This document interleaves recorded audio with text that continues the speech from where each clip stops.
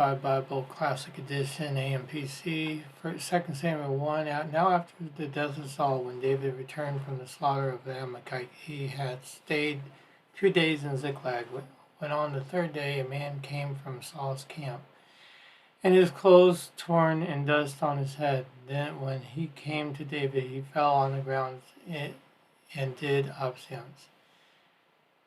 David said to him, "Where have you come from?" He said, "I have escaped from the camp of Israel."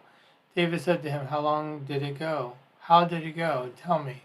He answered, "The men have fled from the battle. Many have fallen or are dead. Saul and Jonathan, his son, are dead also." David said to the young man, "How do you know Saul and Jonathan, his son, are dead?" The young man said, "By chance I happened to be on the Mount Gilboa, and I saw Saul leaning on a spear, and behold, the chariots of the horsemen were close behind him. When he looked behind him, he saw me and called to me. I answered, 'Here I am.' He asked me, 'Who are you?' 'Who are you?' I answered, 'An Amalekite.' He said to me, 'Rise up against me and slay me, for terrible dizziness has come upon me, yet my life is still in me, and I will be taken alive.' So I stood up against him and slew him, because I was sure he could not live after he had fallen. So I took the crown on his head and the bracelet on his arm, and I have brought them here to you, my lord."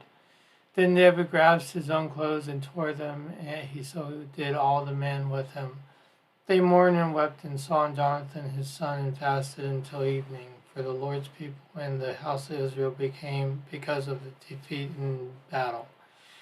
David said to the young man who told him, "Where are you from?" He answered, "I am the son of a foreigner and Amalekite." David said to him, Why were you not afraid to stretch forth your hand to destroy the Lord's anointed?"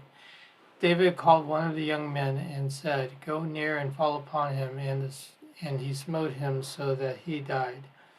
David said to the fallen man, "Your blood be upon you, your own head, for you have testified against yourself, saying, 'I am slain the Lord's anointed.'" David lamented with lamentation over Saul and Jonathan his son, and he commanded to teach it the lament of the bow to the Israelites. Beyond it is written in the book of Jeshar, "The glory of Israel is slain upon your high places. How have the mighty fallen? Tell it not in Gath, announce it not in the streets of Ashkelon. Lest the daughters of Philistine rejoice, lest the daughters of the uncircumcised exult. The mountains of Gilboa, let there be no dew or rain upon you, or fields with offerings. For there the shield of the mighty was defiled, and the shield of Saul, as though he were not anointed with oil, from the blood of the slain and the fat of the mighty. The bow of Jonathan turned not back, and the sword of Saul returned not empty. Saul and Jonathan, beloved and lovely in their lives, and in the dust they were not divided. They were swifter than eagles, they were stronger than lions. Your daughters of Israel weep over Saul, who clothed you in scarlet and with other delights, who put ornaments of gold upon your apparel. How have the mighty fallen in the midst of the battle? Jonathan lies slain upon the places. I am distressed for you, my brother Jonathan. Very pleasant have you been to me. Your love to me was wonderful, passing the love of women. How have the mighty fallen, and the weapons of war perished?